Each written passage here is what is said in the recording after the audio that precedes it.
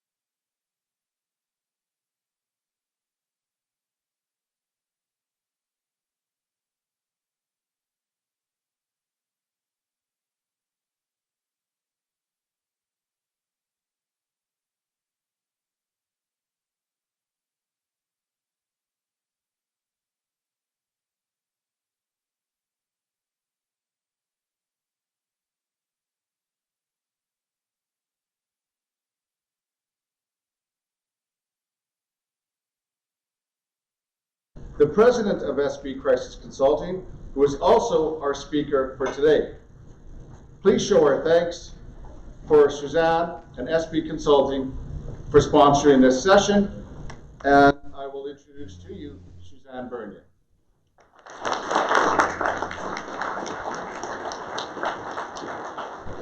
Hello, everyone. All right, my mic is on, but it doesn't matter. I have a really tall voice, so hopefully all of you can hear me. And all of you can see me right now, but I move a lot, so I may very well jump down off of this stage, but I thought I would start on this stage so that everybody can see me.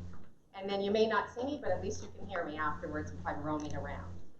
So it's wonderful to see you all here today and using your Sunday to be able to educate yourselves on all of the different issues that our communities are facing today. And I'm thrilled to be able to share with you some of the findings and observations that I've come across in my field in emergency management, responding to and helping governments, communities, and companies plan for and respond to disasters for over 20 years. Since then, I've been on the road working with different communities for all sorts of different events, everything from active shooter attacks to infectious disease epidemics to tornadoes and hurricanes and everything in between. There are a lot of lessons and a lot of things that are changing now as well. And that's what we're going to focus on today, is what we had to plan for 20 years ago when I was trained in emergency management is nothing like what we need to be aware of and what the plans need to address today in today's world. And that's what I'm going to share with you now, if we can do that. And a bit of housekeeping, just so you know, because there's no clock in here and I want to make sure that I keep to time. 5 minutes before the end of the session is supposed to happen. At 1:40, my alarm is going to ring, so just know that it's going to ring on purpose to, thank you, to remind myself to close it up and make sure that we have time for questions. But also, at the same time, if you have a question while I'm going through something, please feel free to be able to lift up your hand and then come to the mic to ask your question as well as we're going through. And if it's something that makes sense that you want to ask right then, I'm good with that as well.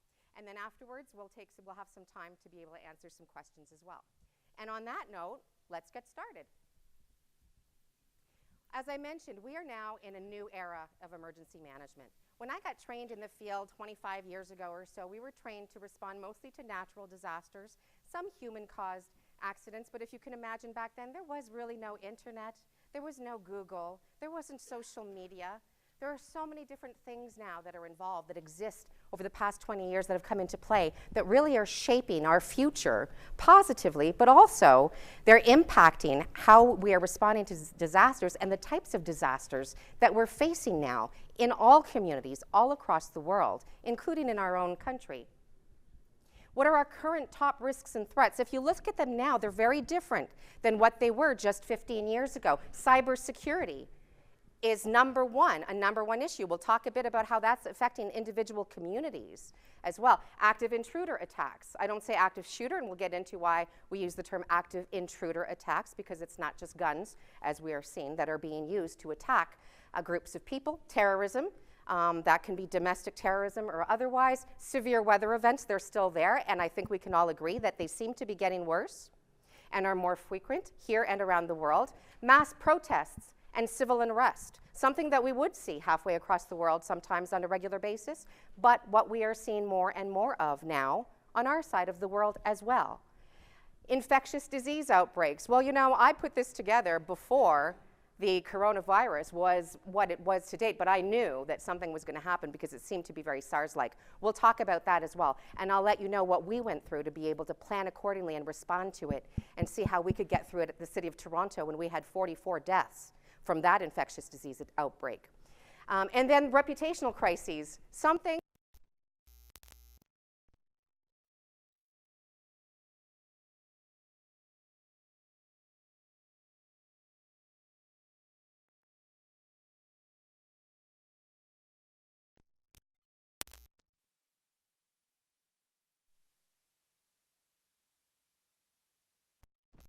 silly or doing something illegal in the blink of an eye and it being reported halfway across the world before the person who's being recorded and your city or your community even knows it's out there.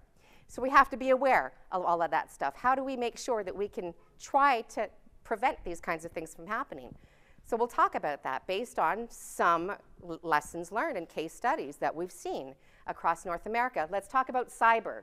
First of all, everybody knows what we're talking about when we talk cyber attacks, I think by now. Everybody probably has already been phished or hacked or knows somebody who has or has heard of a company or an organization who has. But I want you to think back of, did you know one of the first recognized targeted company hacks where bad folks came in, stole a bunch of personal information, and said that they were going to post it all unless they gave them a bunch of money? Do you remember? It was a Canadian company that was really the first one where this happened. Not too long ago, but now it seems a long time ago. And nobody remembers who it was. A lot of people didn't even know it was a Canadian company. Ashley Madison. I didn't even remember about Ashley Madison. Does anybody remember back in the day there was this dating site for married people who wanted to date other married people? It was called Ashley Madison. Yeah, exactly. Actually, I was in one group after this happened. I was talking about this hack, and there was a woman who came up to me afterwards, and she said, can you not really, because my husband was on that list, and I feel very, yeah, unfortunately. But anyway, so that was actually one of the first recognized hacks in North America. Since then, there's been so many that nobody even remembers this. I don't think they're even a company anymore or even in existence, but I don't have to name them all. Every day when you open the newspaper, you're going to see who's been hacked and how. And it's not just large companies like Equifax, but it's communities as well, and I'm sure you've been reading about them.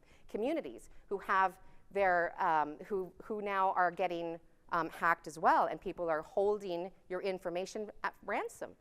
It's called ransomware. I'm sure you're familiar with it. And a lot of small communities now. In Ontario, we just had a couple of small communities had to pay a ransom to be able to have their files back. And you can see the fallout from these things. Equifax gets hacked. I got one of the letters to say that I was hacked, both in the US Equifax and the Canadian Equifax. I don't know about any of you, if you got that lovely letter. But a result of that, a lot of fallout from that. And then the head of Equifax ends up not being the head of Equifax anymore. New Orleans just recently suffered a cyber attack. Their city sites, cyber attack, cost them $1 million to be able to recover that information that those hackers took away from them. We see it in small Ontario towns as well, and I'm sure some of you might have heard of these stories, but research them if you want a little bit more information on them. Wasaga Beach and Midland had to pay ransoms to reclaim their data before they could be operational again. So just something to think about and go back and make sure and check with your IT teams. Make sure that they're aware. Look at your plan. Make sure you've got a solid IT plan that talks about what the risks are, how to mitigate, what you need to have ahead of time, and also talk to your employees about the risks as well online and what not to click on.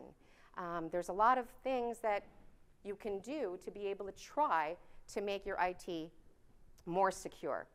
So just think about, what would you do if your organization, your community was hacked and your confidential files were stolen? What would you do? Are you prepared for that kind of a cyber attack? And there's a filter warning here. That's not part of my presentation, but just so you know, there's a filter warning, and the filter should be changed on the projector. So maybe we can get someone from technology to be able to do that. But if not, I'll just remind you all, are you cyber secure? Go back, talk to your IT team, your IT person, if your team is just one person, and ask them, and I'm sure they've been thinking about it, but ask them, what are the top risks that they've been seeing right now? What are the top couple of things that they think could hit your community? And then ask them, okay, what's the plan? Let's go through the plan on how we would be able to get things back up and running as quickly as possible afterwards if we had this type of an attack. Thank you. And remember that it's not always the external people who are the ones that are coming in to try and get your information. Sometimes people are losing their information through their own internal people, and they're not doing it maliciously. They're losing their laptops, or they're losing their memory sticks with a bunch of information. So you need to remind your employees all the time to be aware of the information they have and how they're keeping it. And also that they're not sharing the information. Also think about how many people have access to certain very important files and confidential files that shouldn't have access to them. I think if you go back and you think about, there's maybe some outside consultants that you have working on some things that maybe they don't need access to all of your files. Because what if something happens and that person one day gets fired from your company, and then all of a sudden you forgot that they have access to all of this information? They can go and steal that access, copy it, and sell it to a competitor or do whatever they want with it. So just things to think about internally as well. Making sure that you've got those processes in place so that when somebody gets terminated or when they leave, that immediately there's a process in place that makes sure that they remove their access from any of your systems that they already had access to prevent those things from happening. Because insider threats are one of the most popular things that are disabling your systems. It's not being aware and making people aware of who those threats could be, thinking about those contractors and how much they have access to, and just some bad people that might want to get in and steal stuff. And then employees just making mistakes.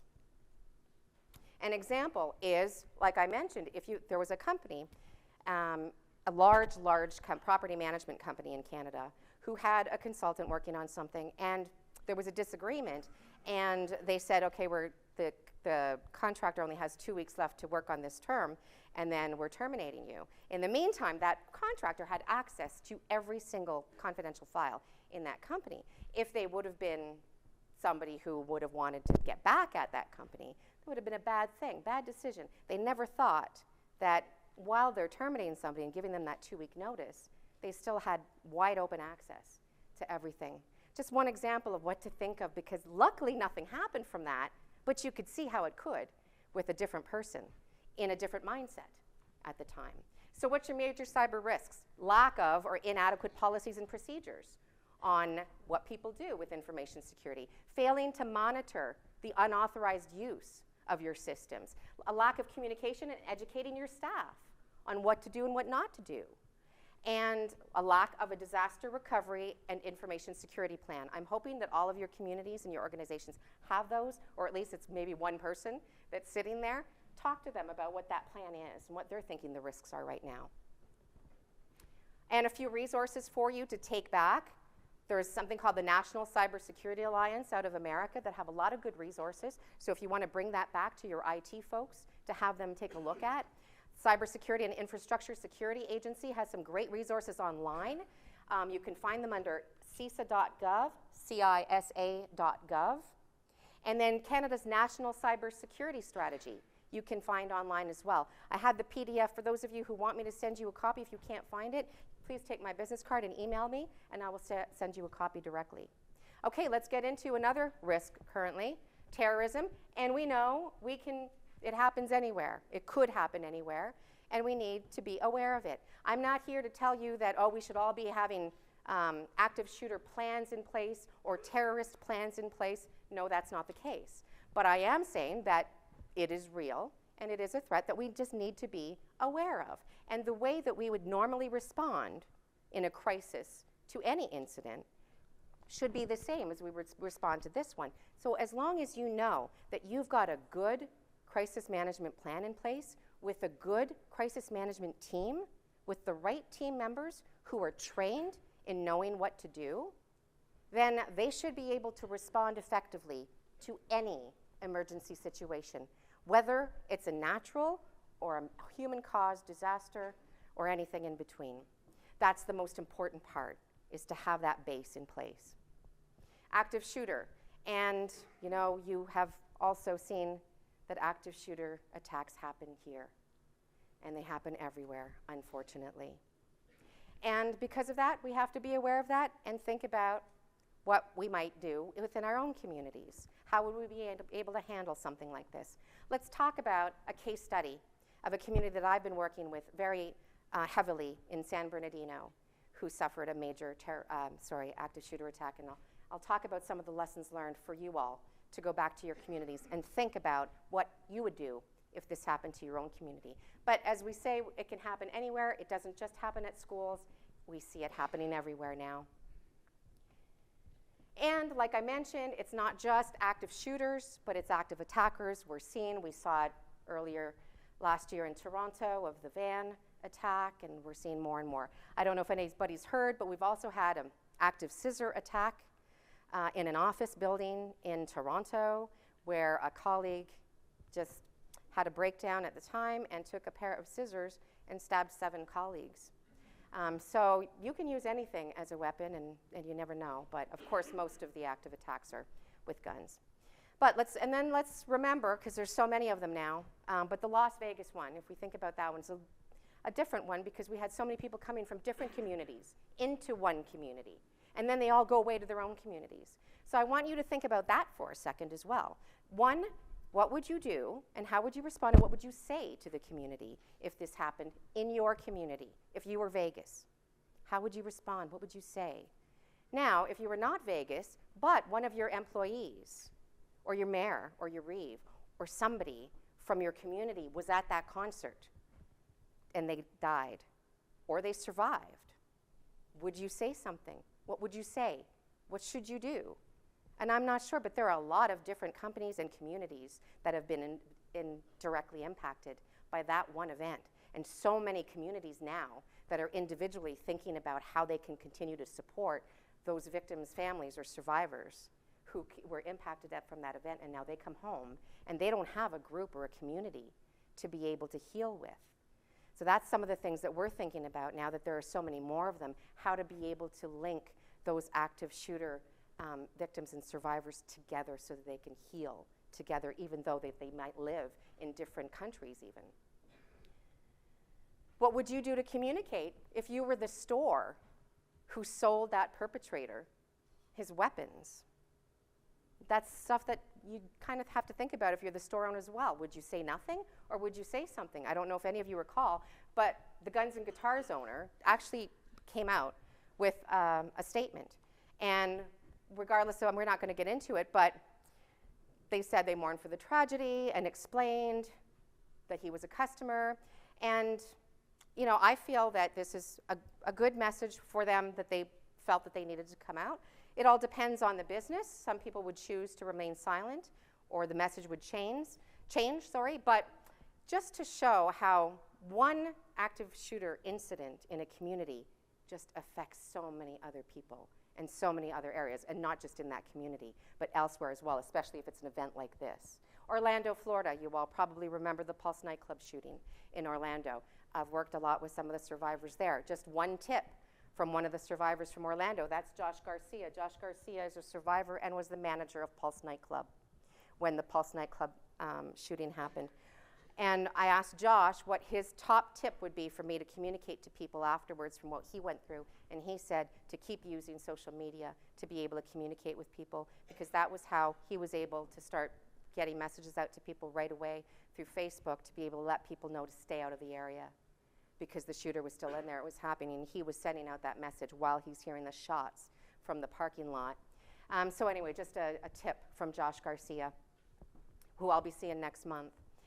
San Bernardino, let's talk about San Bernardino now. San Bernardino, you may not remember because it was only 4 years ago, but 40-something events ago now in America. But San Bernardino was a workplace violence, active shooter attack, and terror attack all rolled into one. If you remember, it was the county of San Bernardino, public health department. They were all public health inspectors that were having an off-site Christmas party and training session.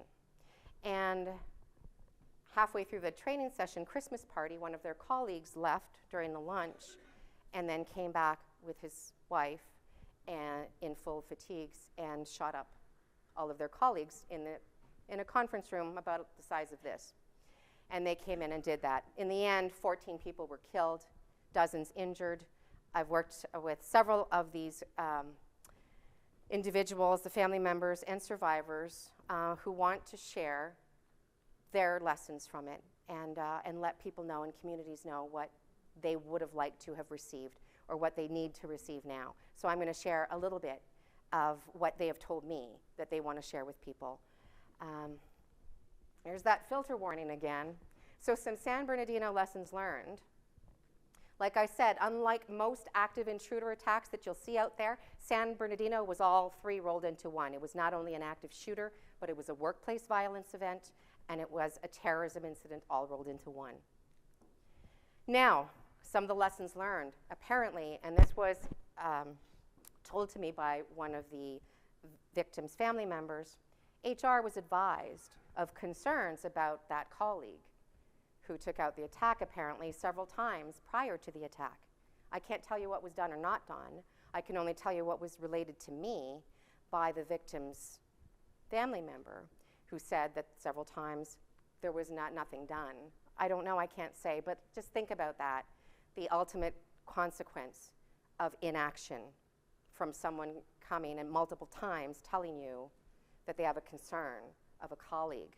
That's all it was. That's what it started from. And that one colleague who made those concerns several times, unfortunately, is one of the 14 who was killed that day. Now you're going to see litigation come out, and you'll be hearing a lot in the news of the follow-up with the litigation as a result of perhaps the perception of mismanagement and different things that may have happened.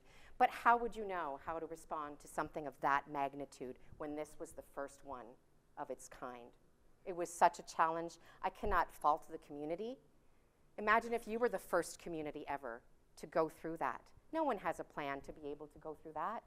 You have to work your way through it. And they did, but at least now we've got these other events to learn from, and that's what we're doing, and that's what we're sharing today. The incident, as I mentioned, was a work holiday party at an off-site location. So even though you're trained ahead of time, you do your drills, your evacuation drills in your own space, you don't think to do them at an off-site location. So just another tip about that, being aware of your surroundings, doing a little safety check ahead of time if you're going to have a day-long meeting off-site that people are not familiar with. Would your staff know what to do in advance of an active intruder attack? Have you talked about that before? Have you had just kind of a little general session, an hour-long session, the whole run, hide, fight thing? Play them the Run, Hide, Fight Canadian video, and then talk to them, talk them through stuff. The impact 4+ years later now in San Bernardino alone, loss of valued employees, of course not only those they lost because they were shot and died or injured, some of them for life, but also those who felt that they were not supported by the community, the company, and because of that, they don't want to ever go back. There was a community ripple effect, of course, from losing that many people who then are connected to so many other people within the community. We've seen, unfortunately, secondary trauma and deaths. We have seen our first suicides as a result of people who could not handle the first attack. And reputational damage, of course, for that community, for the county of San Bernardino. Litigation issues, which we'll see starting. What went wrong? Well, perhaps a lot of things. Like I said, this was the first time something big like this ever happened. None of us have this big of an active shooter plan to deal with it. They were uneducated, and it's not their fault to a degree. There was a narrow focus on those affected. Here's another thing to think about. People kept talking in the room about those who were victims. Those who were victims, you don't have to come back to work until Monday. That's a whole other issue. But they didn't have to go out back for a few weeks after that. But originally they were all told to come back to work on Monday, except those who were shot. Everybody else, you have to come back on Monday. And then everybody else who wasn't physically shot in the room, but had either had people fall on them, or imagine the trauma of that, but anybody who wasn't physically shot were treated differently. So they were told, okay, well, you were in the room and everything, and all your colleagues were shot, you witnessed them, but you weren't shot, so you come back to work on Monday. So that was, you could see how that would be very not effective as well, and really dividing people instead of bringing them together during that kind of a time. There was apparent lack of crisis management or proactive response. And perhaps because there was no active shooter plan and people didn't know who would do what or what to do, there was no guidance or psychoeducation on mental health impacts and being able to talk and walk through those first very, very important 72 hours of people who were in that room. And the mental health services that they were given were not appropriate. Think about your basic employee assistance program. Do they really have a person who's capable and qualified to be able to work with these people who've gone through this kind of a trauma? They weren't, those who were originally sent to work with the employees in San Bernardino. And that created a whole other crisis internally. So some lessons learned from there. Communicating with staff and family and community throughout that immediate and long-term recovery process is key, because it's such a long-term recovery process for people who've gone through and witnessed an active shooter attack. Imagine if you were faced with a sudden, immediate loss, 14 key staff that have all of these responsibilities. All of a sudden, you've lost them all. They're never coming back ever again. And you've got a pile of work sitting there. That's what happened in San Bernardino. Would that be covered within your current HR or BCP plans or crisis management plans?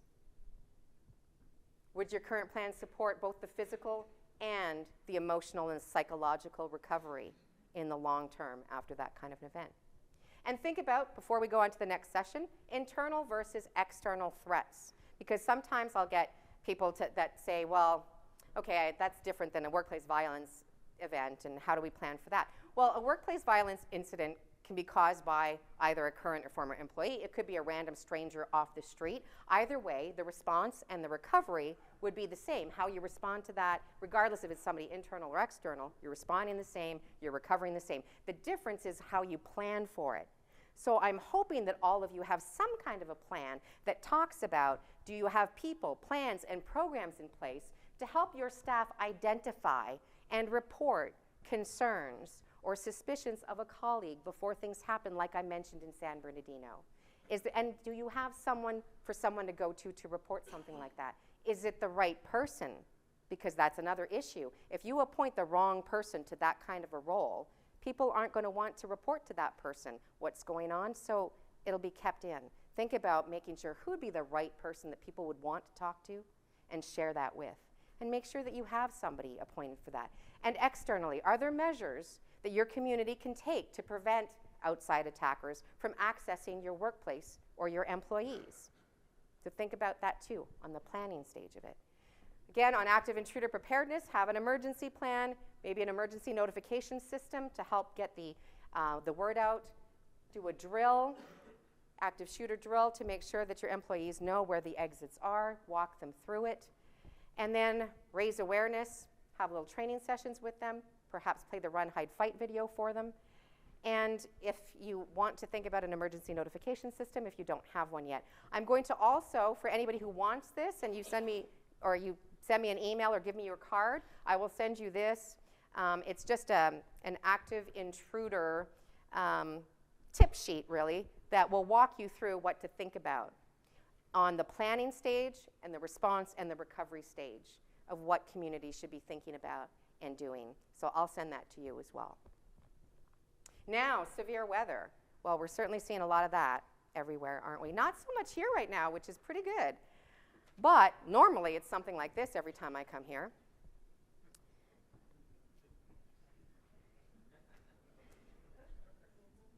Now, but we're seeing, of course, severe weather everywhere around the world. Very horrible what we're witnessing in Australia right now. But we, of course, have witnessed some horrible things back home, and we still will and will continue to in this area. But what we see from a lot of these natural events is the key challenges are communications all the time and being able to adequately communicate to people. And what are the key communications challenges that we face a lot of the time with these types of natural events is extended power outages. Because of that, we need to really think about, do your plans, your crisis management plans that you have in place right now, do they think about or deal with the possibility of an extended power outage? And what I would recommend is you all think about, you don't have to have a plan for it, but think about the possibility of having at least a 72-hour power outage. You have 72 hours, power out. I would say even better, think about the possibility of no power for 5 days, because that is going to happen at some point to some communities. It really will with our aging infrastructure. My last real job before I started my own consulting company was I was the head of emergency management for Toronto Hydro. And I can tell you firsthand how aging our infrastructure is down there, but in a lot of areas, and how fragile we are, and how we were just this close away from having that power outage event that's going to take a lot longer than we've all planned for. So let's just remind ourselves of that. And it's not just your responsibility to say, well, we need to take care of anybody. No, it's also your responsibility to go back to your community members and as individuals remind them that we all need to be prepared. Every individual in your community has a responsibility to make sure that they're prepared to ensure their own safety and the safety of their family in case first responders and the community cannot come to them within the first 72 hours or the first 5 days. Everybody has an individual responsibility. Let's make sure that we remind everybody out there as well. We may be forced to go back to old school methods of communications. That's the other challenge now with everybody being online and connected and thinking. We all assume we are always going to be connected. And we've got an app for that, or we've got a technology solution for that. Well, you don't if there's no power for an extended period of time. So just remember that and remind people about that all the time. Remind them as well that if they've got a cordless phone at home and they think that that's going to work during a power outage, remind them it's not. Also, if you have a landline, make sure that, I'd say keep that landline and have a corded phone so that if the power does go out, then you can plug in that corded phone and it's going to work. People just forget about that kind of stuff, but just remind people, your residents, about that. And have multiple communication backups in place in advance. And so hopefully, if your communities have crisis management plans in place, they also have crisis communications plans in place that will then talk about what different methods and how you're going to reach all of the different stakeholders you need to reach during a crisis. And if this one fails, we go to this one. And if this one fails, we go to this one. That's really, really important because in any event, especially an extended one, what do people want to know? They want to know stuff. You need to communicate to people. You need to give them information. You need to hear information back. So the way you need to do that is making sure you have as many backups as possible to know that you can still deliver a message and get messages back in during an emergency. And we saw after recent hurricanes that we had to go back to old school ways of communications. Our AM radio stations ended up being the lifeline for some areas where there was no other methods of communication. Our ham radio operators that we used to have in every emergency management plan in Canada, I believe, at one point that referenced how we were going to communicate to people. A lot of people have removed it. Well, now we're putting them back in because we're realizing that we need them. And here with the California Camp Fire, just a couple of big challenges because I was there after that. Their emergency notification system. How many of you have an emergency notification system within your community? Okay, good. And you test it regularly. I'm assuming you test it regularly. One of the challenges with theirs was that it was a voluntary opt-in, which means that only about a quarter of the residents had opted in to get that notification by the time that the evacuation notices went out. And the cell service was lost around 10:15 the day of the fire, but the evacuation orders were issued between 8:03 and 1:37 p.m. So there was a big period of time where there was nothing going out. And again, it was only going out to about a quarter of the residents. So a couple of recommendations, if you have a similar kind of voluntary opt-in, maybe think about a voluntary opt-out option instead, because then you have a lot better reception of being able to get to most people. And once you explain to people why you're making a voluntary opt-out, I think it'll be self-explanatory. And then consider alternate communication strategies or vehicles as well. That might not be the solution. An emergency notification system, it might not be. It might be going door to door. I know back in the ice storm, back in '98, We had to go door knocking, door to door. There was no power to communicate with anybody at all. So we had to send in the military, and firefighters were going door to door communicating with people. Now, okay, do you live in a hot spot for civil unrest? Next topic now. Does anybody here think that they live in a hot spot for civil unrest? No. And you know what? Most other areas that have been hotspots for civil unrest would say the same thing the day before that civil unrest happened. Like Ferguson, Missouri, like so many other places, like Charlottesville. They would not have called themselves a hotspot for riot activity. But nowadays, I can tell you, and we've witnessed it even here in Canada on our own side, right? A peaceful demonstration could turn into a violent protest within the matter of seconds. And we've experienced it here in Canada. We've experienced it across the world. We've declared state of emergencies because of mass protests and the violence that erupts from it. And now you see some of these images here with the police cars. That was after the G20 in Toronto, downtown Toronto. That doesn't happen normally in Canada, but it did. And it'll happen again in different areas. Because of that, we have to be prepared to be able to deal with that. Not only police and first responders and the community, but the businesses within the community as well need to be aware of something happening or the potential for a protest turning into something different. I'll give you an example. When I was working at Toronto Hydro, our headquarters was right across the street from the Toronto Police headquarters. And one day, it was the morning of, after the G20 happened, there was a bunch of arrests, and you might remember that there was a big controversy because they arrested thousands of people and put them in a whole holding area for a long time. Anyway, so they were going to protest that, and they had decided they were going to do a flash protest. They decided it that morning, they were tweeting it out to everybody, we're going to protest against the Toronto Police headquarters at 3 in the afternoon. Everybody show up there. So how's my time? We're still good? Yeah, my alarm didn't go off yet. So then I'm at Toronto Hydro. All of a sudden the president calls and said, okay, we got a plan for what's going on here. What are we going to tell people? So we had no plan for we don't have a protest plan, but we got together and we thought, okay, what's the scenario here? We're right across the street from what could start as a peaceful demonstration, but you never know what could happen. It's kitty corner from our office. Okay, so we started working on a couple of things. We have to communicate to people because people are now hearing on the news, this is going to happen. Staff are going to start talking to us. Can we leave work early? What's happening? What's going on? So we decided, okay, we're going to give an option to our staff. We're going to let people know what's happening. We're going to give them an option if they want to leave earlier, and if not, if they want to stay and shelter in place until the event is over, that we'll give them the option to do that, and we're setting up the space to be able to do that accordingly because we had supplies and things set up for something else that might happen, right? So we set that up for that instead. We allowed people to stay because we knew it was starting around the time where some people's shifts were ending. It was around that exact time. So we let people know, if you want to stay inside, if you don't feel safe, we'll stay inside and shelter you until the demonstration's over. For those of you who want to leave or have to leave, leave, but we're telling everybody to leave from the back entrance instead of the front entrance, so that they wouldn't have to go right into the riot. And then we also advise people to please not confront or address those who are out there who want to address them. Simple as that. We had no issues. But it was just something simple like that to think about and put together, and we did at the time. So I'm not saying you need to have now come up with some plan, protest riot plan, but now at least you can see the kind of issue and that what you'd have to talk through and get through quickly to be able to deal with that. All right, infectious disease. Now, this has really exploded since I actually started preparing this presentation and sent it in.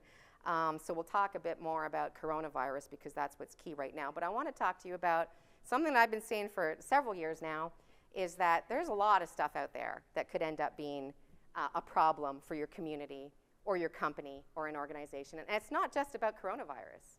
It could be simple as measles. Think about if your office, and there was a large office in America last year who had a severe measles outbreak. It took down 90% of a critical area, a critical team, that they could not function. It basically took down their whole company for 2.5 weeks because they did not have backups to be able to perform the jobs of all these people now who couldn't come to work because they had measles. So think about that. Maybe the outbreak isn't your staff within your community either, but it might be the children of your staff. So there's all these things that could happen, and it's much more than just coronavirus. And I don't know, I'm not saying coronavirus, you might not see it happen in Saskatchewan in one of your communities, but I would say the risk is more about you still need to have an infectious disease plan, but think more about the realistic scenarios of having these smaller, localized outbreaks of these smaller things that are coming into play more and more now. And while I don't need to put this slide up now, because now everybody's aware of infectious disease with coronavirus, but when it isn't, usually I put this up to remind people, just because it's quiet doesn't mean that it's always going to stay that way. We know what happened, and let's just, social distancing. I just want to show you this slide for a second. Who would you rather be, the mayor of Philadelphia or the mayor of St. Louis in 1918 during the Spanish influenza? The blue line is the death rate in Philadelphia. The red line is the death rate in St. Louis. And the only difference between the two was one mayor decided that social distancing would be effective, and the other one just didn't do it. And social distancing obviously made a huge difference. And we're seeing now social distancing taking place, right, in China and a lot of other areas where people are trying to prevent large gatherings of people being all in one room together, which makes sense. And so those are the things that you should be thinking of as well, not for coronavirus, but for anything, for regular influenza outbreaks and anything in between that could happen. Now, and just quickly, for those of you who might not know this terminology, because some people, you hear epidemic, what's the difference between epidemic and pandemic and outbreak? And really, the difference really is just an outbreak is something that's localized. So let's say you've got a measles outbreak. There's 5 people within your company, and they're quarantined and they're getting better. But anyway, that's a localized outbreak. So that's a term for an outbreak. One area, local area, turns into an epidemic when you've got a few different places and areas now within that one region. Now that's an epidemic because you've got not only one case of it, you've got a few. Pandemic is then now it's starting to cross borders, international borders. And that's what we're starting to see now with coronavirus. It's not technically a pandemic, and it may not turn out to be, but that's where it's heading. So right now we're in an epidemic stage with the coronavirus in certain places. We know that there's a few cases that have come across to Canada. I would say, and even though this is very similar to SARS, luckily our medical resources and now what we know from what we went through in SARS is helping us to be able to deal with them better. So I don't know that, and I can't say that for sure. I don't think we'll see as bad an episode as we did with SARS in Toronto, but I don't know. It is very similar to it, but I'm hoping that what we learned from it and the things that we put in place because of it will help reduce the spread. But I'm also going to show you something positive about it. So here's just the definitions for you to read. Well, I'm not going to go through it, but let's go to, and I just want to remind people, we got to shift the focus, because how many of you have what's called a pandemic plan? Is your plan called a pandemic plan in your community? How many had a pandemic plan in place? Okay, well that's good. Then you don't have to change your pandemic plan into infectious disease plan because you don't have one. So just create an infectious disease plan now instead. Because I would say that it's not just about pandemics anymore. Again, measles is not a pandemic, but that's the kind of stuff that you should be planning for. Who's going to replace your key staff if they're down, taken out for 3 weeks? That's really the bottom line, is what you need to be thinking about. And there's still some other stuff out there besides the coronavirus that we're talking about, right? H5N1, the original bird flu that we were all planning for back in 2005. It's still around, it still exists, it's there. Flu season, we have deaths every year of flu season. And of course, H5N1, the bird flu, that's still around. We've got emerging viruses of concern, the coronavirus, as we're all hearing about, but also you're hearing about the norovirus outbreaks on cruise ships recently as well. I would say, and I call it sailing the seas of infectious disease. How many of you take cruises every year? I'm not knocking cruises at all, but might be something to consider when you're thinking about incentives. Like there are companies that I know of that send their top earners or top performers on cruises. Might not be a good idea to send all of your top leaders on the same cruise in case. Just like a lot of companies don't send their top leaders on the same plane to a conference at the same time, just in case. Just those things to think about as well. How you wouldn't think, well, how's that going to affect me? Not really, but you never know. Things to think about. How does it affect us? Well, employee travel. And now we're thinking about it now, right? We've got companies and businesses in China who are now saying, well, should I be telling my employees they're not supposed to go there? Or what do I do? Executive travel concerns, again, more than one person on the same flight, flying to areas of concern. Incentive trips and cruises for staff, maybe that's not such a good idea. Maybe we should be thinking of other things instead now, instead of putting everybody all in one place. And traveling during travel advisories and orders, which we're starting to see now. How are you going to, how would you put those in place and implement those? Do your current policies cover or consider any of those kinds of scenarios? Think about it. While you can't monitor what your employees do on their way to or from work, we can encourage them to make healthier habits and choices, though. And now, of course, now it's not a mystery SARS-like illness. Now we know what it's called, the coronavirus. And now we're seeing the first official death, I believe, in the Philippines, outside of there. Just happened yesterday. We'll see more cases of that. And then there's also MERS, which is very similar as well. Some of you might have heard of Middle East Respiratory Syndrome. And that's still around. However, we haven't seen it come across like the coronavirus has. But that's still a concern, particularly in the Middle East and for those traveling there. So for those of you who have traveled there or wanting to travel there or know anybody who is, just do some research on MERS, just a bit to make them aware of that. Do you remember SARS? Well, we remember SARS in Toronto, that's for sure, because we were the hardest hit in all of Canada.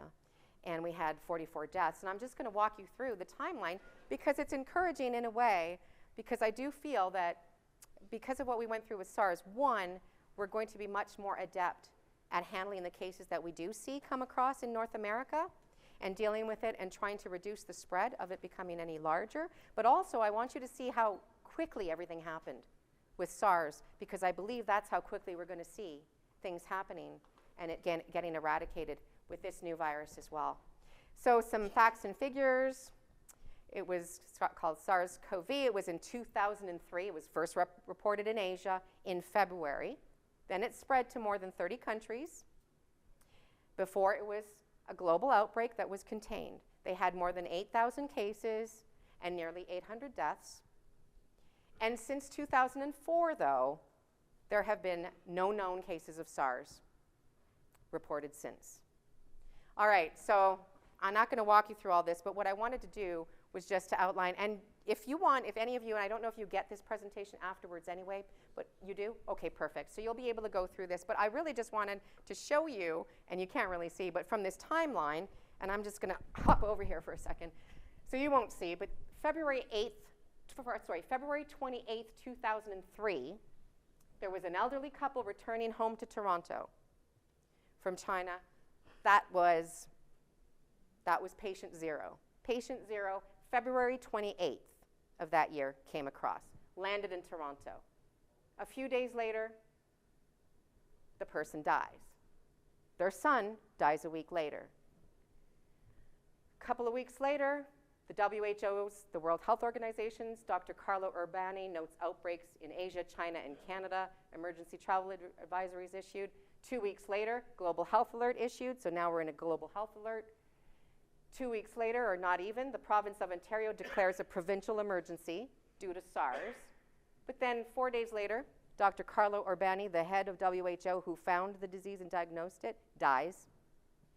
Then April 12th, a couple weeks later, a Canadian researcher who identified the virus in Canada dies. April 23rd, the World Health Organization issues a travel advisories for travelers to Toronto, because now they know that there's a big outbreak there, Beijing and China's Shaanxi province. And then Toronto is recognized as the epicenter of the Canadian outbreak. But by June, the last outbreak of SARS is reported. So again, look at this timeline. February 28th, first lands in Canada. By the end of April, it's gone. So right now, we just have to get through the next couple of months.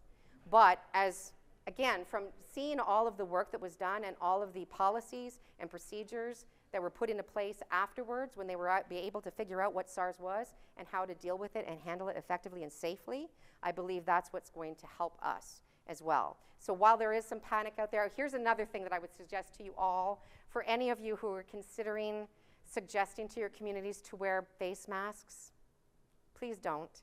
Because if anything, it gives people a false sense of security. Because unless you're fit tested and you've got fit testers that are trained to be able to fit test people properly with N95 masks, and that they're wearing them constantly and they're not going to take them off and touch something, they're not going to work. I mean, they're going to work to an extent. If anything, the problem is you just put a mask on somebody, they think they're safe. They're not safe. You're going to take that mask off at some point and you're going to touch something. So I don't want people to have this false illusion that just because they're wearing a mask or they see somebody else with a mask on, they're okay. Because people are still coughing, touching things, going all over the place. They're not, have their mask on their whole body. So just think about that as well. Okay, now the healthcare impacts. We had huge healthcare impacts, so think about that within your own communities as well. If you had some kind of an outbreak, how would your hospital, your local hospital, be able to handle it? Could they handle it? What would be an additional option? What would be some of the options that you would be able to do if your hospital was overloaded with these cases? Just something to think about with your local hospitals. The main challenge was keeping staff calm and informed so that they could continue to be productive and provide for their patients. So think about all of your staff, the employees at the hospitals who have a duty to come into work, but then they don't want to come into work either, and they have responsibilities and families. Huge economic impact, and we're seeing that now, reports out of China, and even reports, and we're going to see this, I guarantee you, it's starting in Toronto's Chinatown as well, where we're going to see restaurants in Chinatown in Toronto, their profits go way down, I'm sure of it, right now because of it. And we saw that the same thing happened during SARS. And we lost a lot of our tourism industry. We lost more than $500 million in revenue just for that brief period of time during SARS. And of course, theaters dwindled, cancellations at all our hotels. We had 4 major convention conferences cancel at the time. So our revenues fell by about half in Toronto, we figured that year, just because of SARS. And of course, the fallout from that, and you end up being famous. Everybody found out about and knew who Toronto was, but not for the right reasons, perhaps. And then, of course, we did have an awesome concert, though, that I couldn't go to because I was working, SARS at the time. But apparently, if anybody who was there, apparently the Rolling Stones were great, but AC/DC apparently were even better. Everybody was just raving about AC/DC afterwards, so it's unfortunate I missed that. SARS lessons learned, our healthcare facilities and workers were the most vulnerable. Remember that. Your healthcare workers and facilities are the most vulnerable. There are new and emerging infectious disease threats that take weeks or months to identify and eradicate. Be vigilant in monitoring and reporting, and we're seeing that in China now, where they're being much better and more vigilant in reporting than they were back in the SARS days. The quarantine and the isolation issues, that's another issue, right? If you're going to ask people and expect people to quarantine themselves for 10 days, you need to provide for them. We needed to provide for people where we were saying, you're not coming in to work for 10 days, you're sheltering in place. Well, some people were on medication. Some people, they need to have groceries. If they live alone, they don't have family to come over. We had to figure out ways to get them their groceries or their medication. So you might have to do the same. And communicating with people is key, and again, the huge financial concerns. And like I said, measles is still around. I think that's more realistic than anything for us to be planning for, localized outbreaks. We've had the largest measles outbreak in 20 years in some areas in North America. And what is the main reason for it, do you believe? People are not getting vaccinated. That's it. That's the only difference now. Between now and then, people are not getting vaccinated. So we're seeing global measles outbreaks. How contagious is it? It's highly contagious. A carrier infects 12 to 18 others who are unvaccinated and 6 to 7 who are partially vaccinated. That's huge compared to a person with the flu infects 1 to 3 others. That's why measles spreads so quickly. How to prevent? Well, it's easy. Remind people to get vaccinated. And children should get 2 doses of the measles, mumps, and rubella vaccine. And anyone born after 1970 who didn't get vaccinated should get both doses. All right, now let's go into, so does anybody guess what SMEM means? We're now getting into social media. So what is hashtag SMEM? Stands for hashtag social media in emergency management in the Twitterverse. So why do we need to incorporate social media now within all our crisis management plans? It's because this is what used to happen, and this is what happens. What used to happen is an event would happen. I was a reporter before I was in emergency management. So we'd be listening in the newsroom to our scanners, and then as soon as we knew there was something going down that we'd hear on the police scanner, we'd start heading out to the event. Then we'd get there, the responders would get there, and then we would report it to everybody else, and that's how everybody else would find out. Now it's backwards. Now, because everybody's an iReporter, now somebody is right near the event, they're taking a picture of it or a video of it, and then they're posting it on Facebook or tweeting it halfway across the world. Meanwhile, the neighbor next door or the responders haven't even had a time to get to the incident, and somebody in Australia already sees it posted on Facebook. Because of that, it's even more critical that we need to make sure that we know what's being said and communicated as soon as it is, so that we can then respond back as well. And did you know this fun fact, that there are now more people on the planet who have a cell phone than a toothbrush? I hope all of us have both in this room. And now how we communicate and how people want to be communicated to during a crisis is different than before, because there wasn't any other way before. It was being communicated at. We would tell people what to do. We would talk to them. Now with social media, it's more you're talking with people. And that's how people like it. That's how we like it too, right? A more personal way of talking to people. So think about that. And that's what social media helps us do, to be able to communicate on a more personal level with people. Some benefits, there's a lot of benefits. We use social media before on telling people how to prepare, what's coming. You guys, I'm sure, know ahead of time, a lot of the time when your severe weather events are happening. So we'll use it for that, right? If you've got any kind of social media presence, share that information ahead of time. Get prepared. Go out and get your emergency supply kit because the storm's coming, that kind of thing. And then during, oh, well, now you got to respond to, okay, where you're evacuating to, or are there places where people shouldn't go? Where are you going to redirect them? If it's an emergency, well, where the shelters are, where do they get resources? All of that stuff is all during the during, but then there's the after as well. As the recovery process is taking place, there's a lot of information people need to know about as well. Volunteers, perhaps, as well. And things as people are recovering, social media needs to be used as well. But you need to be careful with social media as well, because as we've seen, once you put something out on social media, even though you take it out, it's still there and it's out there for everybody to see forever and on record.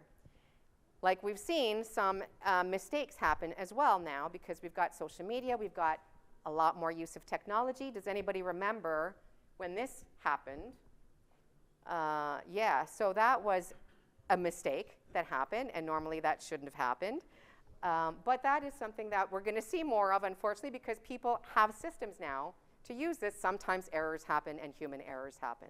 This was a human error of someone who was doing an exercise, and this message was not supposed to go out to everybody the way it did. But it's something that then you have to, oh no, this is something you got to communicate to people to say, wait a minute, this is not true. It didn't happen. So along with all of the great things that we have access to, we have these additional challenges that we have to deal with as well. And then, of course, that was one of their responses of letting people know that there was no threat. But creative ways of being able to tell people, oh no, that's not the message.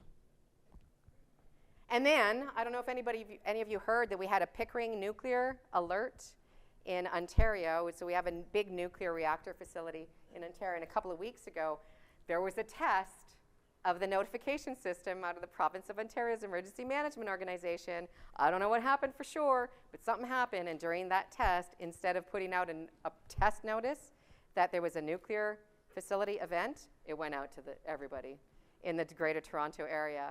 Yeah, and so there was a big panic for a bit. They were able to catch it within the first 10 minutes or so to let people know that it was just an exercise and that was not a real event. But I could tell you right away, anybody within a 100-mile radius of Pickering Nuclear Station, now they know exactly how far they are from Pickering Nuclear Station because everybody was panicking. But where's Pickering Nuclear Station? How far am I?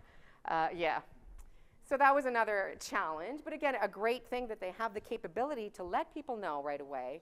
However, not so great if it's an error, and now you have to let everybody know that it's not true before everybody starts panicking and evacuating. And now, this is not working, so let's see. Battery's running low now, it's saying. How do I do this? This is very weird. Okay. Well, I'm hoping maybe the technology person can come in again, because this is not letting me do anything with my slides. In the meantime, I'm hoping that we can get to another image, because I really have a great image to show you guys. It's, yeah, I don't know what's happening here. In the meantime, wait, while we're doing this technology issue, does anybody have any questions on anything that I've talked about yet? Yes? Just one. Mm-hmm. You're talking about... Please go to the microphone, introduce yourself, and let us know where you're from. Shelley Drever, is it on? Yep. Shelley Drever with the town of Maple Creek. My question was, when you were talking about the SARS and the MERS and all the kind of the world, is there a one website or some place we can find just those, like, specifically, instead of just, oh yeah, I remember that, or I trying to remember where I they would might say have been? the best two sites would be the World Health Organization, Okay. and then the Centers for Disease Control. Okay, so the But ones then you hear also there's, I would say also go to your local, still also use as resources like the Canadian Public Health Agency of Canada, Okay. and as well as your local health authorities, Okay. perhaps. Yeah, but WHO and CDC for sure. Okay. Yeah, and they have pretty much, they have so much different Everything on information there. by dates and communities and everything. by countries or Yeah, where- yeah, they do. Where they help. Okay. Yeah. Good, thank you. You're welcome. All right, I think we got it. Yes, hooray. All right. Yes, this is a really good slide coming up, by the way. All right, thank you, yes. All right, so here's a tweet that went out by FEMA Region 4 after Hurricane Irma in Florida, okay, to offer assistance for people who've had damages to their home. It's great, good tweet, right? Here's 1-800 number for you to call. Well, be careful though, when you're typing things out, 1-800 numbers versus 1-888, one number can make the whole difference in the world, because what happened was that was the wrong number, unfortunately, and it was David K., some dude, who then texted them saying, hey, that's a phone sex line, I just tried it. And so they tweet that out to FEMA in answer, so then FEMA has to answer back, whoops, made a mistake, and then that's what makes the headlines the next day.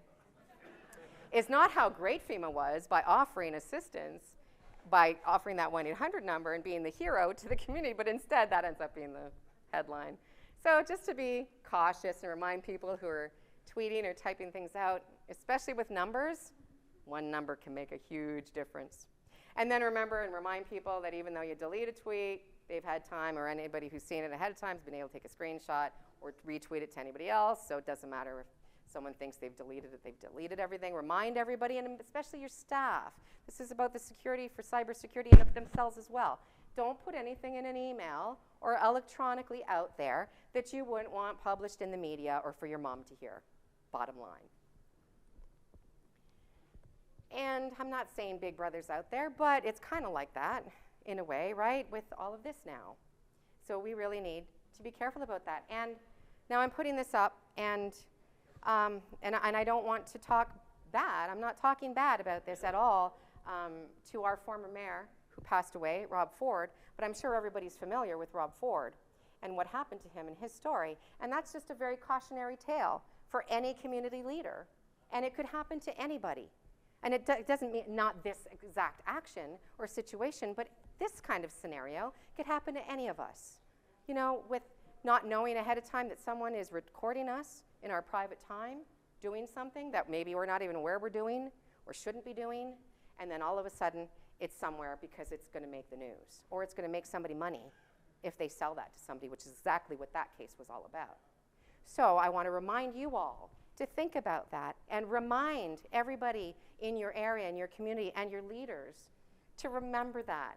And it's not about, it's just about that, is you just never know when somebody could be recording something and then they're going to post it about you.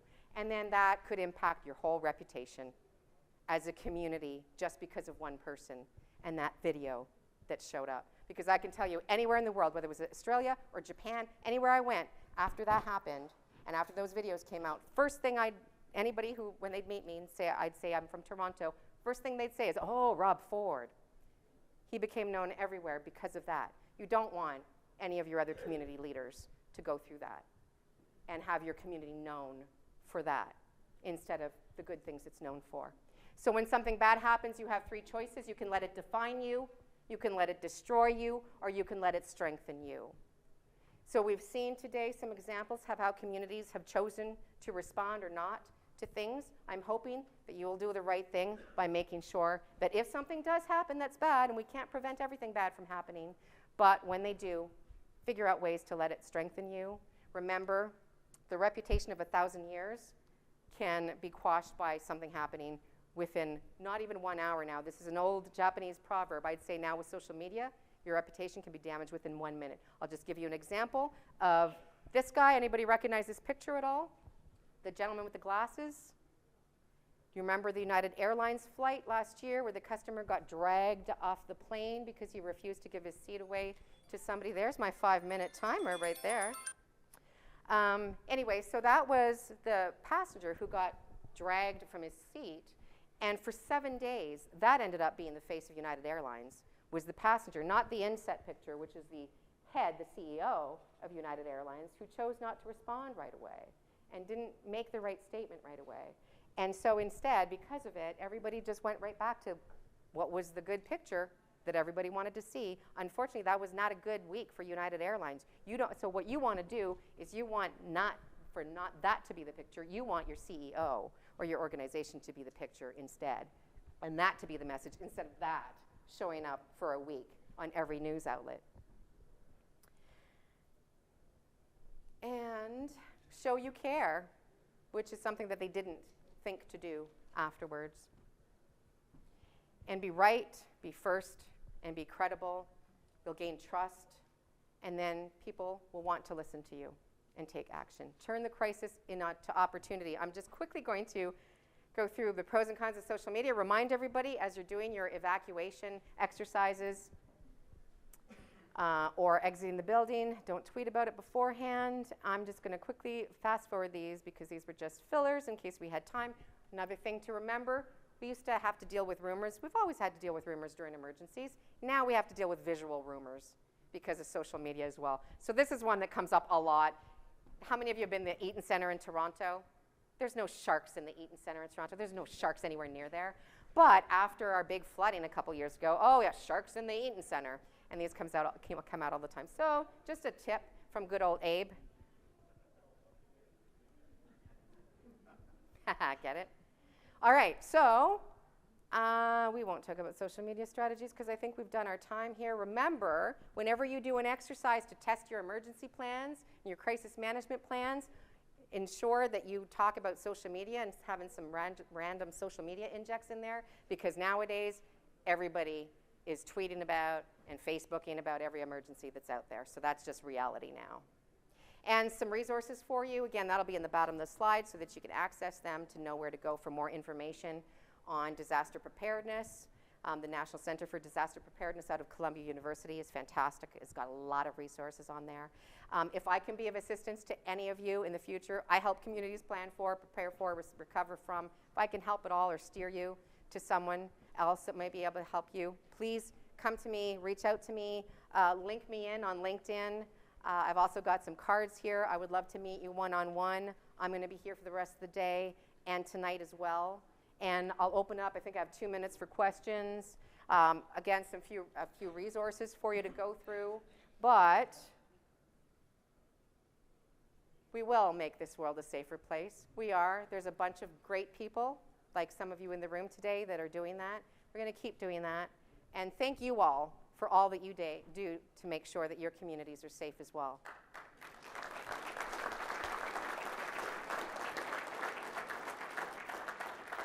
Do we have any questions before we leave the room for Suzanne? I'll make sure we give you an opportunity. If not, I want to thank Suzanne for your presentation today and taking the time to be with us today here and for, well, scaring the hell out of us, frankly. So whether it's a major crisis risk, an active shooter incident, civil unrest, severe weather, or even an infectious disease, do you have a plan? Do we have a plan moving forward in your community? I think that's a challenge for us to be here today. So thanks to our sponsor, SB Crisis Consulting, and thank you for being here today.